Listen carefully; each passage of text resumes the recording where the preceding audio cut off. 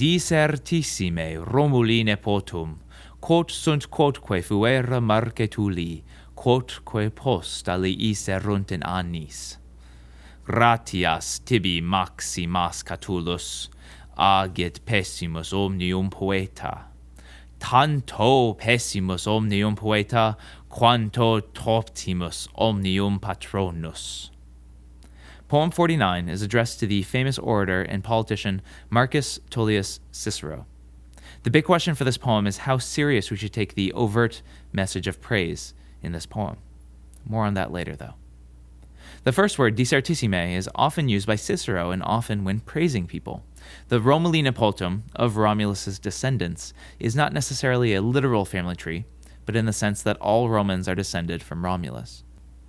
In lines 2 and 3, Catullus uses 3 tenses for the verb to be, including the fuere, which is an alternate form for the perfect tense fuerunt. With Cicero being the addressee of this poem, the to be in line 4 refers to him. Here Catullus is giving him the most sincere thanks. But line 5, pessimus omnium poeta, remember that poeta is one of the few first declension masculine nouns, should make you step back just a little bit. Is Catullus really the worst poet of all? Or would Catullus refer to himself as the worst poet of all? In poem 1, he does call his verses nugae, but that's a far cry from pessimus omnium poeta. And in the last 2 lines, there's a definite sense of tone changing. The repetition of words and the correlative really bring out an interesting thought puzzle. So Catullus is as bad a poet as Cicero is a good lawyer. Or is that really the case? It all depends on when we date this poem. Cicero and Catullus are linked, so we think, and if Lesbia really is the famous Clodia of Roman history, in 56 BC. In that year, Cicero defended in court Marcus Caelius Rufus against charges of political violence, the charge of wis. In particular, he was charged with having taken gold from Clodia and then having attempted to poison her. And Clodia was the primary witness for the prostitution. I meant to say prosecution. I'm always making that slip. Cicero's defense of Caelius was almost as much a tearing apart of Clodia's reputation as it dealt with Caelius's character. He references her licentiousness and an overactive libido and implied that Clodia was some kind of prostitute. He even brings up the rumor of incest with her lover Clodius. I meant to say brother. I'm always making that slip.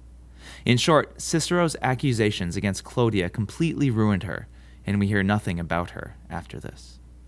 So if this famous Clodia is Catullus's Clodia, and several of Catullus's poems talk about a rival for Lesbia's affections named Rufus and Caelius, and if poem 49 was written after the April trial in 56, then Catullus could be using this poem as a quiet dig at Cicero.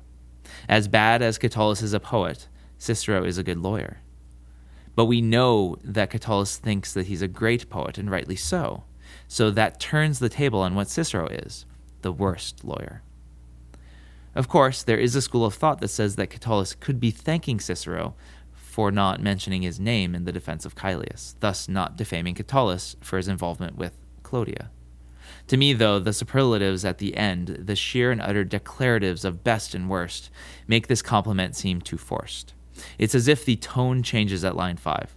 I think you did a great job, as great a job as the moon does illuminating up the earth in the daytime. Let's read it again. Disertissime Romuline potum, quot sunt quotque fuere Marcetuli, quotque post aliis erunt in annis.